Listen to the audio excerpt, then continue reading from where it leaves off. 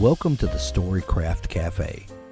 Come in, grab a cup of your favorite beverage, and get ready to join the storytelling conversation. Storycraft Cafe is brought to you by Dabble, the ultimate cloud-based fiction writing software. Here we're going to bring together storytellers from all walks to encourage and empower you to craft your best story. Thanks for joining us today in the Storycraft Cafe. We've got an amazing show for you. Our guest is Nisha Tuli, and if you read Dabble you are familiar with Nisha. She has written quite a number of articles there and is a fellow dabbler, and we love her so much. And she talks with us today about taking your writing hobby and turning it into a career. And we talk about indie publishing versus traditional publishing and how today's savvy author has a foot in each camp and uses each of those to benefit her or him in their writing. We had a bit of an audio issue in this episode. My mic did not pick up correctly, but Nisha sounds perfectly fine, so please forgive the sound quality issues. I promise next episode it'll be back to normal. Thanks as always, and on to our episode.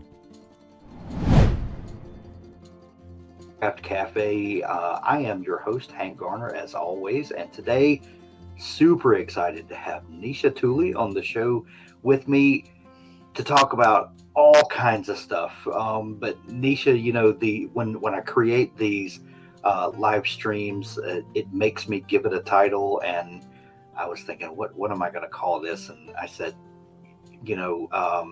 taking your hobby to a career. And I thought that would be a great place to start anyway, because you have been a writer for quite a while and pursuing publication. You have a series that is self-pubbed and also pursuing traditional publishing, and you've got lots of news going on. So first off, welcome to the show. Thank you for joining today. And let's start with a fun question, just to get things going. What is your first memory of wanting to be a writer or storyteller? Ooh. You know, it's not like one of those things that I grew up being like, I want to be a writer, like so many people are. Yeah. And I always loved books. I always loved reading, but grew up in a house where you became a doctor or a lawyer or an engineer. Like those were the acceptable careers. And I finished high school and I went to engineering school. That's what I did in university. And I don't know, I decided I had moved to a new city. I didn't know anybody. Yeah. And I was looking for stuff to do. And I was like, I'm going to take a creative writing class. What the hell? And I then learned about this 2-year program at this nearby college that focuses on writing and journalism and all that kind of stuff. And I was like, maybe I kind of want to do that. So I applied, and then I got in, and that was sort of when I was like, okay, I guess I'm going to be a writer now. But it was more at that time, it was more just journalism. I worked for some magazines. I worked for some newspapers, that kind of thing. And then the idea of writing a book was always in the back of my head, but I just didn't know if I knew how to do that. There's been lots of talk about the whole right brain, left brain dichotomy. And I don't know that I fully embrace or endorse that there are strict divisions of, there are certain people that are right brain, left brain, whatever. But I do think that there's something to it, at least, where, the analytical side, and some people very much, tend to lean that way. And some people are more creative and I don't know where I fall there, but do you, someone that went to engineering school and, comes from a family who very much put value on those types of pursuits. How do you feel about that, the creative side as opposed to the more analytical, the science, of it all. I feel like I might fall like right in the middle. Like, I don't know, because like I remember being in creative communications, which was the program I mentioned, like, and everyone would joke about how nobody could do math. And I was like, well, I can actually do math. That's not actually like,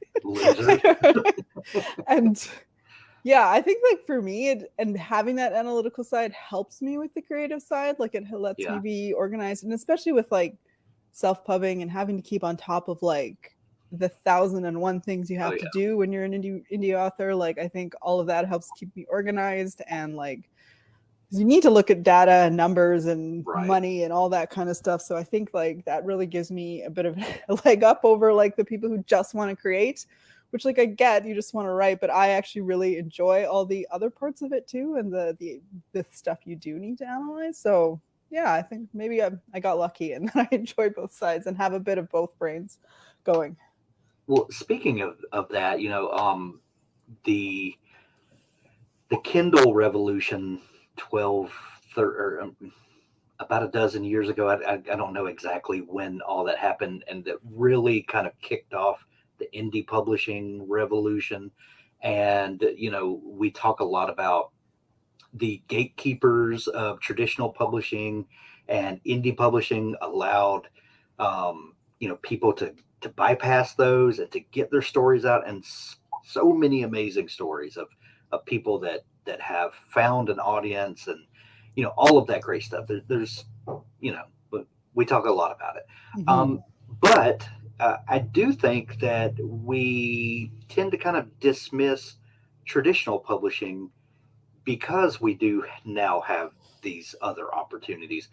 And sometimes you can go too far the other way, and you're forgetting this whole segment of publishing and of book culture. And it's kind of we actually find ourselves in an interesting place now where indie publishing has matured, and it's very much a viable opportunity for people. But it also comes with a lot of headaches, and a lot of the things that people were griping about traditional publishing have kind of seeped over to indie pub. Now there's it's harder and harder to get yourself noticed. It's there's lots and lots of competition, and you kind of quietly wish for some gatekeepers to help sort things out in the indie world. Where do you find yourself? Because you do have a series that you're indie pubbing, but you also have 2 series that you're now publishing with traditional publishers. Do I have that right? Yeah, you do have that right.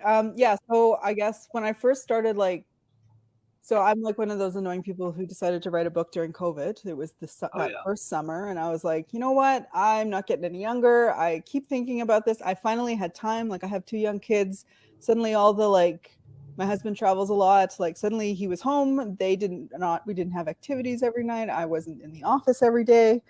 So I started writing a book, and the first thing I didn't really consider indie publishing. I really hadn't read many indie books at that point. I didn't really know much about it. I just knew what was at the bookstore, and that's what I wanted. So I set out to be traditionally published, and I queried for an agent that after I finished that book that fall, and I signed with someone in the early 2021, like in January, and went out on submission and all that jazz and stuff. But it was taking forever. And then the more I started exploring things, the more I was I wanted to write fantasy romance, which did not feel like a genre that traditional publishing was interested in at that moment. They were not buying books like that. And I was like, well, I'm pretty fast. And as I was writing, I just kept writing more and more books. And suddenly I had 7 unpublished books. And I was like, well, what am I going to do with all of these? So that's when I decided to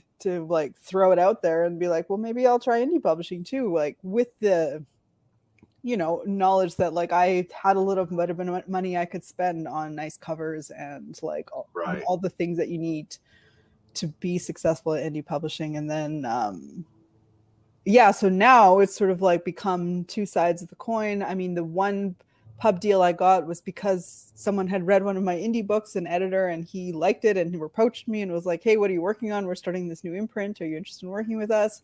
So like one has begot the other. And even with my self-pub series, I've now gotten lots of interest from like foreign publishers who want to do translations and stuff, which is sort of like now marrying the two, because like there's no reason for me not to sell a book in Spanish, because I don't sell very many, right? Like most of my audience is in the US. So like there's no reason. Right. Why not translate it and like try to expand that audience, right? So that's sort of, I'm sort of in the middle of all that right now.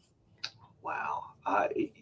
It's there are maybe more hurdles to getting your books out there, but there are also more tools that are available. And I think like the perception of indie has changed so much, even just in the last 2 years. And like now Trad Pump wants romantasy. Now they're all over it. 2 years later, they are all jonesing for it. So sometimes you just got to wait for your moment, right? Like you write what you like and to market as much as you can, but like sometimes you just have to wait for your moment to come. And now they're all interested. So like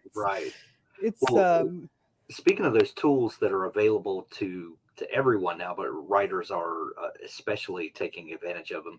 One of those is TikTok, and you really found an audience on TikTok. What was walk through that a little bit, because some people are like, TikTok books. What?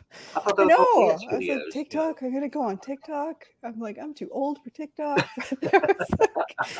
I don't know. Then I was starting to gear up to be like, okay, I'm going to indie publish. And actually, the first thing I published was a novella, because I was just like, I had written this short little novella. I was going to use it as a newsletter magnet to start. I worked in marketing for a long time too, so like I know all these like other things to do, like to try and help. So I was going to use it for newsletter. I made a video on TikTok that went viral and like just exploded, and that just like set me off. I ended up getting like 8,000 newsletter subscribers, and like it was a couple of weeks before I was going to publish it. So I ended up throwing it up on Amazon, because like people were like, I wanted to try and capitalize on it, and that like people were buying it, and that really worked out. And I mean, that long tail on that, I mean, that was over a year ago. People still buy that book very like regularly, and I still get newsletter signups for that. So like it really does. And I mean, obviously I kept posting more things and stuff like that, and had a few more that did well. And then recently one that like a book talker was the one who like her video went viral about my book. And I mean, like that's even more the end game, really, right? Like, I mean, that's why Colleen Hoover's so popular, is because everyone's talking about her, like talking about her books, not her talking about them, which has always been my goal, is to try and get the books into the right hands, and with the hope that someone is going to fall in love enough and their video is going to go viral. And then so like that actually happened in March, and that really, that really changed things. Have you always been a fan of fantasy? Yeah, I've always been a big fantasy fan. Yeah, absolutely. And it was when when I first started really digging into fantasy romance, that when I was like, oh, this is what I've been looking for. Like, because, I read literary stuff, and I'm like, I'm not smart enough to write literary stuff. And then I started reading fantasy romance. So like, oh, this is what moves me. Like, this was the moment where I was like, oh, now I get what I want to write. Like, and that was just the catalyst to just be like, sit down and start. Yeah. For so long, fantasy was very Eurocentric. Fantasy. If you told someone I'm reading or writing a fantasy novel, the assumption was, okay, this is like 12th century England inspired, or whatever. Right. And the last few years, especially, and I think this has always been the case, that there are fantasy books and series that are inspired by other cultures. And I know that I heard you say one time that that writing the type of fantasy that you do, and please correct me if I'm misquoting you, that it helped you to connect with your heritage in a way that anyway, did I get that right? That you did. So like the series that is coming out in September is fantasy romance, but it's not Eurocentric. It's based on South Asian world building and myths and lore and that kind of thing. And that was like that was the first book I wrote originally. back in 2020, and it's gone through a huge overhaul since, because then I went, after the publisher bought it, I went back to read it, and I was like, whoa, man, this sure was my first book. Sure learned a few things, which is good. I mean, that's good, right? The goal is to get better as you keep doing things. Right. So I basically like rewrote the whole thing from top to bottom. But yeah, so that was, for me, that was really fun. It was sort of like exploring the, like, I grew up in Canada, so like I don't have a strong connection to my culture. I'm biracial, so like it's just my dad's side. So like there's always been that little bit of missing piece. So it was really fun to be able to explore some of these stories and just weave them in and sort of make them my own. So that, like, that series will have sort of that same thing that everyone loves about fantasy romance, but from like on a completely different like aesthetic to it, which is kind of fun. And then even in my other series, like, it's got the more Eurocentric world building, but like the main character is brown. Like, instead of the same blonde girl you find in every one of these series, right? Like It's just right. And like the way that people have responded to that has been really fantastic. Like, especially like other brown girls who are like, wow, I like never get to see this. Like, usually it's just like side characters who are, and I'm like, yeah, no, like it's like really cool to be able to, just because I can, it's fantasy and it can be whatever it wants to be. Well, and that's the great thing about fantasy is that, most of the fantasy that we're familiar with echoes the real world in I guess in ways that help you connect with stories and characters. But just because it's always been done that way. Right. Yeah, and I remember I had a beta reader be like, well, where is she from? You keep mentioning that she's, and I'm like, well, she's from this made up place that's in the book, just like all the other people. Like, what do you mean, where is she from? Like, it's just a bit of a mind shift for some people. Yeah, that's she's from the same place all these other people are. Like, right. So but because it is fantasy, it's a made up world, right. but it's influenced, flavored by real places, real cultures. Yeah. How do you mine the myths and some of the stories that then could help you build your world, your characters, your magic systems? Even I'm very like pick and choose what I like. Like I don't believe in the anachronism of like, this couldn't have existed then. I'm like, then what? Like, this didn't ever exist, right? Like, they don't, if I can have dragons and magic, then they can have running showers also, right? Like, there's sort of right. Like, well, it's funny to me how sometimes that seems to be people's like, well, they wouldn't have that. Like, why not though? Like, he wrote a dragon here. Like, why is that more believable than like? So yeah, even with like the Heart of Night and Fire, which is the South Asian one, like, I make a point of putting a note at the front just because I already anticipate what people are going to say, that like I borrowed from different cultures and different time periods, and like, because to suit the plot, basically, like, I like to pick things that like I don't world build beforehand. I'm a total pantser. I will write the story and then I will build the world to suit the plot in whatever way I need it to work for me. I love that idea. Build the world to suit the plot. That's as a pantser who is not necessarily worried in the beginning about the world building.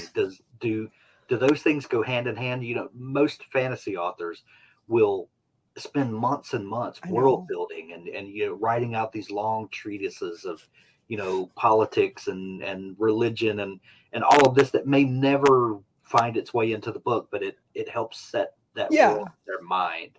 I don't have the patience. I don't have the patience for that. Like, to me, I don't care about the plumbing system or the political, like, unless it's important to the story, I probably am not going to worry too much about it. Like, this is why I don't write historical anything, because I don't want to do the research. Like, I'm way too lazy to do that. I don't want to get it wrong. But yeah, like, to me, for me, world building is not the point. Like, I prefer like to focus on the characters and the relationships. Like, the world building is the backdrop versus, you know, like some fantasy, where you're reading like Tolkien, where he obviously spent like millions of, which we all know, spent tons of hours forming his world.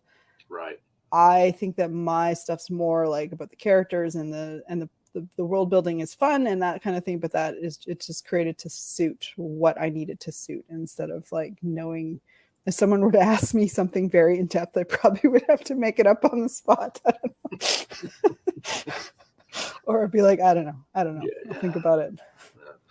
It is what it is. Yeah, and I've noticed too, like, and I think that's one thing with fantasy romance. I feel like that's how it differs a little bit from the more traditional strain of fantasy, is that there is a bit. I mean, it depends. Some of them, in some cases, not so much. But I do know that some people are like, it's not enough world building for me. I'm like, well, you're never going to get super. So maybe I'm not the writer for you then. Like, I don't know what to tell you. Yeah.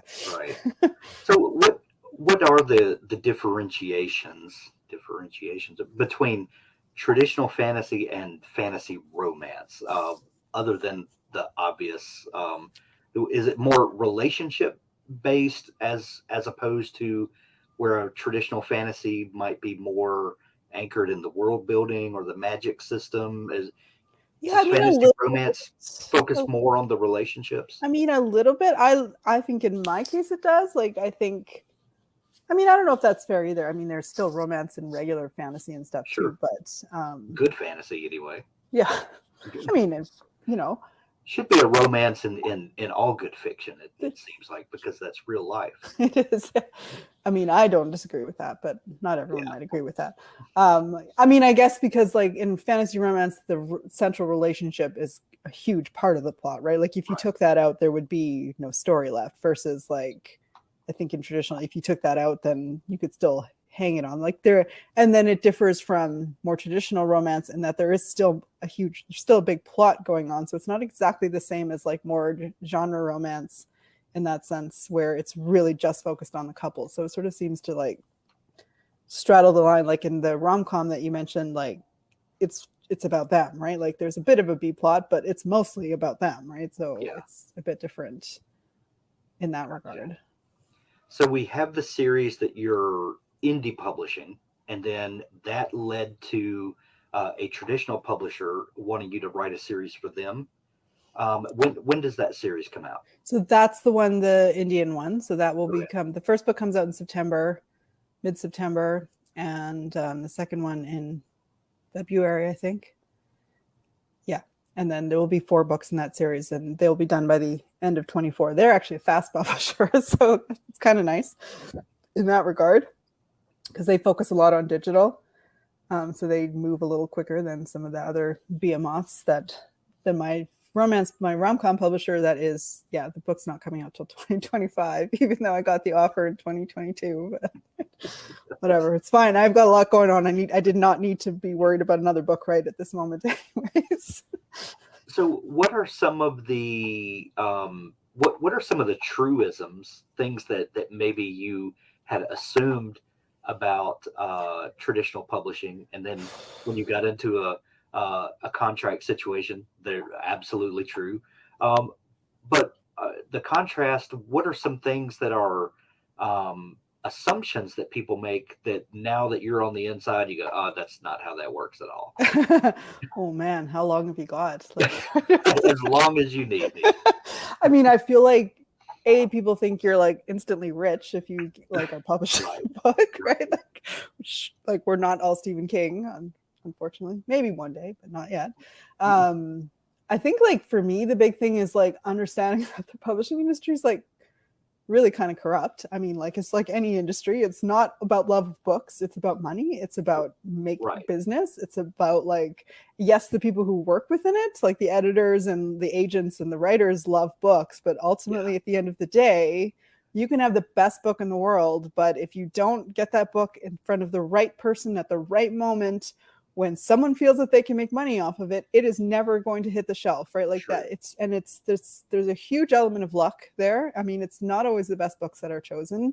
It's about sometimes the person or the person, and it just being in the right place at the right time. And you can only control so much of it. Like you can write the best book you want, but a lot of it's out of your control. Like even working with an agent, like I find really hard because like I have this like person in between me and the goal, and like I have to, because you can't just like submit your book to a big 5 publisher, but like as a total control freak, it's just like I want to know every single thing that's said and things. So like you have to like give over some of yourself, and that's a case like a lot. Like you have to give over some of yourself to the agent. You're putting trust in that person to represent your career in the best way possible.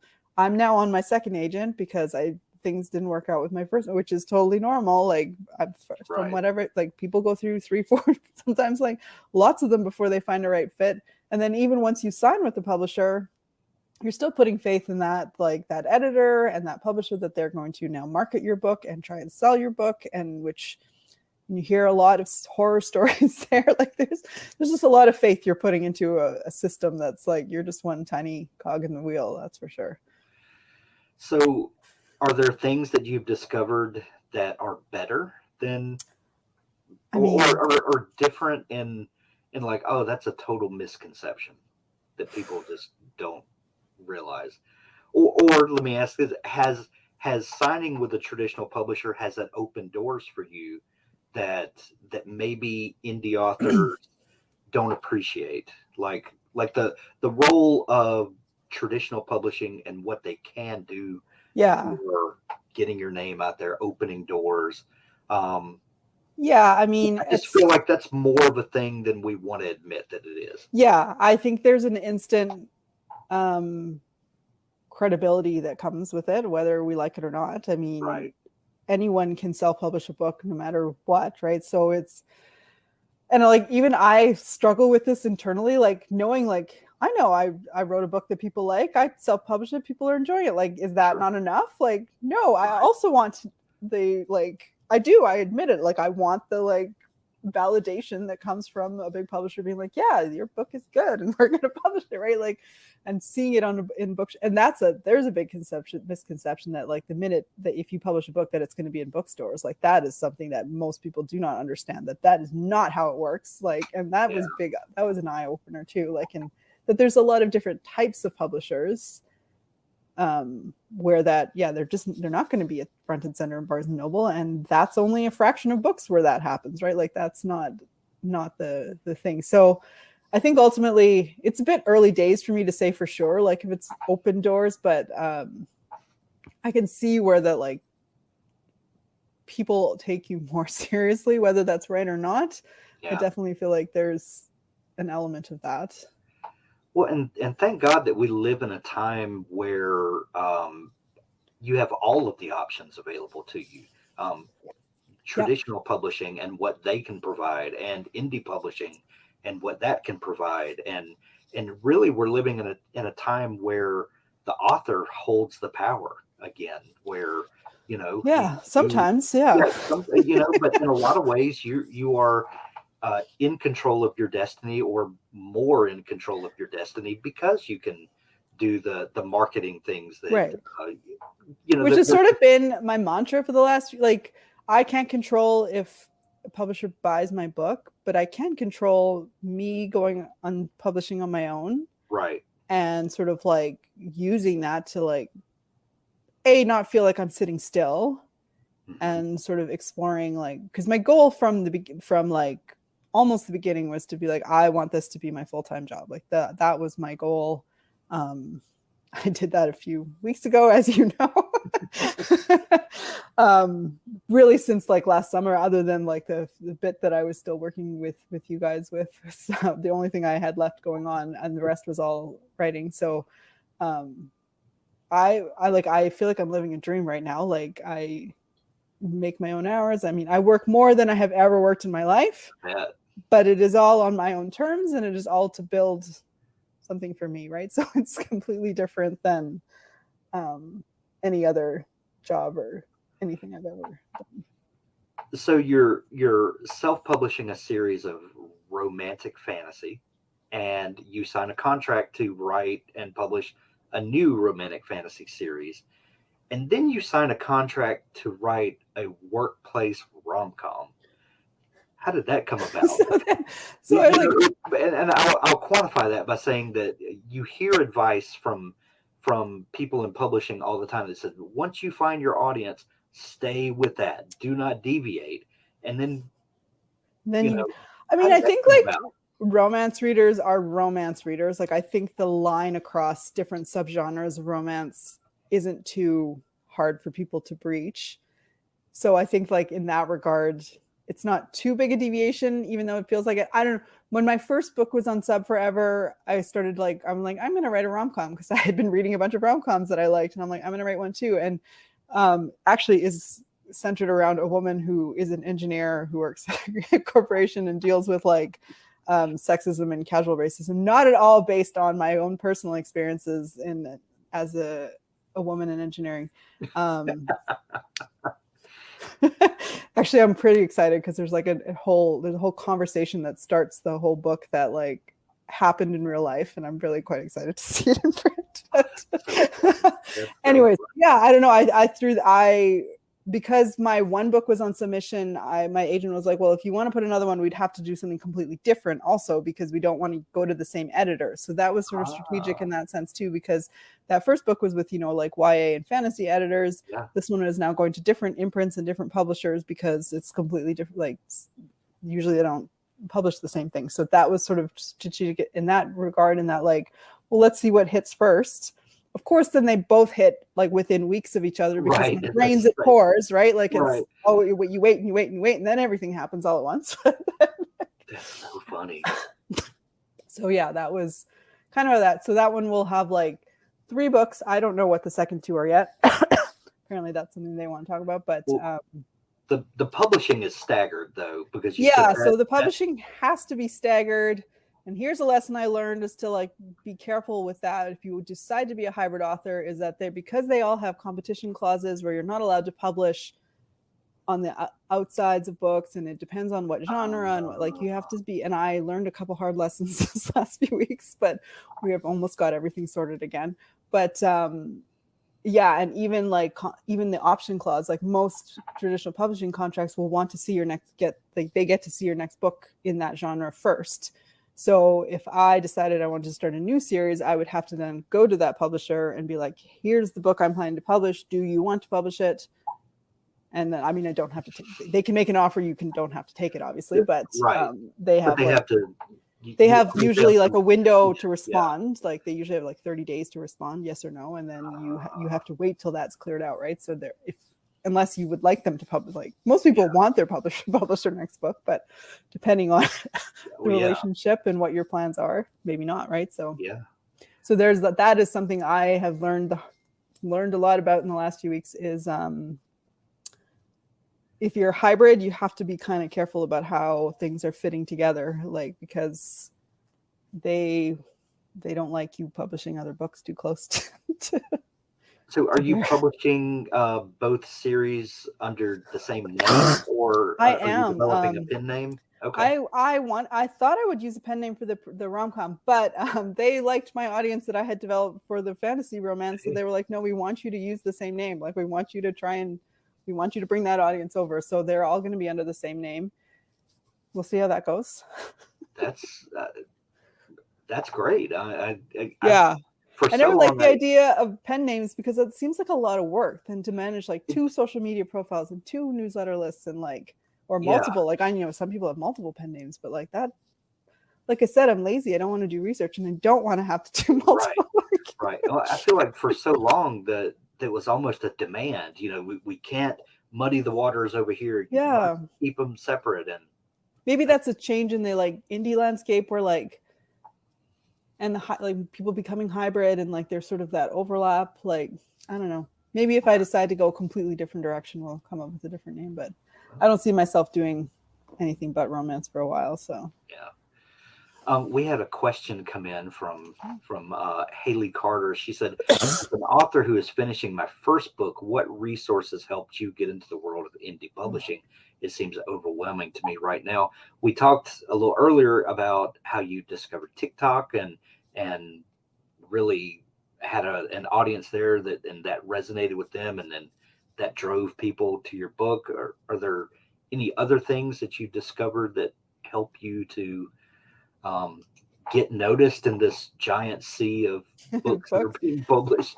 I mean, I tend to be a bit of a over researcher when it comes to stuff like this. Like I read everything I could about indie publishing before I did anything. I think I know a lot of advice is just write the book that feels good to you, which is good advice, But like, if you honestly want to make money being an author, then you have to think about like where your book fits Right. in the market. Like you have to, like, I mean, people do have success not writing to market, but like you are just stacking the odds against yourself by not considering where does your book fit? What are your comps? Who are the authors that you're trying to, whose audience are you trying to like attract? Right. Like those, the reason I think like my indie series has done so well is because I really thought about that. Like my tagline is like The Bachelor meets the Hunger Games. Like that is very clear what that means. It is Right. like 10 women competing for a man, like, but in a Hunger Games deadly style, right? And that has really resonated. And then the other one too is the book The Selection, which was like a huge like YA. But I've like, my other tagline is basically it's The Selection, but for grown-ups with like fae and magic, right? So those two things have like really done a lot of heavy lifting for me by like being really intentional about like what that comp is and like what's that easy, like people will know instantly what I'm talking about when I say The Bachelor meets the Hunger Games. Like there's no question what that's about, right? Like it just is instantly there. For resources, I would definitely say if you're not in the 20 books to 50K group on Facebook, there's so much good information in there. Yes. The people are very generous with their information there. I'm going to the conference in November, which I'm really excited to go to. I'm very curious to see what that's like. Jacob and Robert from Dabble are going. Oh, are they going to? Oh, good. Yesterday, See them there. Okay, good. And cool. That's Craig awesome. Martell, who maintains all of that, has become a good friend, and good. He does amazing, top-notch work, and that's definitely a resource everyone should take advantage of. Yeah, I think to me, like that's a really good spot. Like I'd say Facebook groups are one place I learned a lot of things, and writing Twitter. I use writing Twitter a lot, not to market my books, but to connect with people. Right. To me, there's just tons of information there. I have met people. I'm in Discords with people I've met on Twitter that like where that information comes together. I would say like, depending on your subgenre or your genre, try and find like, there for sure is an indie group out there with your genre of authors working in that genre who are willing to share their share their information. Like I'm in a fantasy romance Discord with a bunch of other, like from everyone from like brand new newbies to people who've been doing it for decades, right? So, and there's like just a wealth of information and who are willing to answer any question you ask. So like, to me, those are the two things you should look for: is go to 20 bucks 50K and find a group that is in your genre, because they'll have specific advice for your audience. A mistake a lot of new authors make is marketing their book in the wrong places. Like for instance, writing Twitter, or 20 books to 50K. Marketing to other authors. Like, don't market to other authors. They are not your audience. Yes, authors read books, but you are talking to them as readers, not as authors. Like there's just like, that drives me actually insane. TikTok, that is the mistake so many people make on TikTok. They make posts like of like writing issues, and I'm like, I get that, like, unless you're selling a book about writing to authors, like drop it. Talk about your books, that people want to read your books. They don't really care if you are like having tea with, like, I mean, it's fun to do those little bits like sides. And I actually think people don't care until they've actually are interested in your books about those things. Like, I'm not going to buy your book because you like the same kind of dog as I, right? Like, yeah, I think like that for sure. And writing Twitter, I mean, Twitter can do really good. I mean, you saw that, I don't know if you saw that with This Is How We Lose a Time War that happened there a couple weeks ago. I mean, it can happen, but like that's a flash of lightning strike that was, right? So right. Yeah. Exactly. Finding where your audience is very important. Like for me, Instagram and TikTok makes sense because that's where the audience is. They like the steamy fantasy romance. Like, it also helps that I write in a genre that is very popular right now. Like that but that goes back to like knowing where your book fits in the grand scheme of things. So Nisha, what does a day in the life of a pro writer look like right now? Where you are right now? What are you focusing on? And because I know when we're talking about publication schedules and edits and all of that, there are a lot of moving parts to getting a book to market. So what are you working on right now, and what does a typical day's work look like for you? Okay, at the this moment, I am trying to get my rough draft done for the third book in my Artifact series, which is my indie series, because that I'm hoping to get out by the end of the year. So I have a goal to get it done by June the 6th, because then I will be expecting copy edits for my other series from my editor. So that will be a week of going over copy edits that will go back to them. Then I will start editing book 3 of my series, getting it ready for beta readers, in between doing proofing and all that stuff for the other series. And then that will take me hopefully to the end of June. And then I will have to write book 2 of the other series. So that one is mostly written because it was originally one book that got split into 2. So I don't have as much work to do on that one. So that one's okay. But yeah. And now you just have to make sure that one book has a satisfying ending and not just a break. That I was starting to freak out a little bit, because I was like, we cut this book in half, and then like someone read it and they're like, nothing happened, and I was like, God. Okay, I'm like, so then I like up and it doesn't go anywhere. Oh God. So I moved the ending a little bit later, and then now I feel much better about it. But like, I was starting to panic a little bit, because like just cutting a book in half is just like you just can't just cut it in half. Like you have to really think about like, okay, because now the arc has changed, and yeah, that was a bit of a it was a good learning experience. So that was good. And then a day in my life. I don't know. I don't set an alarm anymore, which I love, like that to me. But I mean, I'm usually up by like 6 or 6:30. Anyways, I have kids. They're 8 and 11, so I mean, they have to get up and get them ready for school. No sleep late with them. Yeah, well, the 11-year-old's turning more into a teenager. I have to drag her out of bed a little bit more, but getting them off to school. And then yeah, I work throughout the day. My husband works at home too now, ever since COVID. So we say hi to each other. We're on opposite ends of the main floor of our house. And I write for most of the day. I try to get marketing stuff like social media and all that done in the morning if I'm going to do stuff that day, like just to schedule a few posts and that kind of thing. And then my kids come home like around 4:30-ish. We have supper and stuff. And then usually I work for another hour or so, a couple hours maybe, and maybe just read before bed. And that's kind of it. Love it. Yeah. Nisha, if folks are fascinated by your story or want to dig into your books, especially, where's the best place for them to connect with you online? I am Nisha J Writes on everything, or nishajtuli.com is my website. Those are probably the easiest places to find me, and all my social stuff is linked there too. All right, we will link it up in the notes to make it easy for folks to find you. Nisha, exciting stuff going on. I can't wait to see where it all goes, and come back and hang out with us again, please. Yeah, anytime. All right. Thanks, Nisha. Thanks, Hank.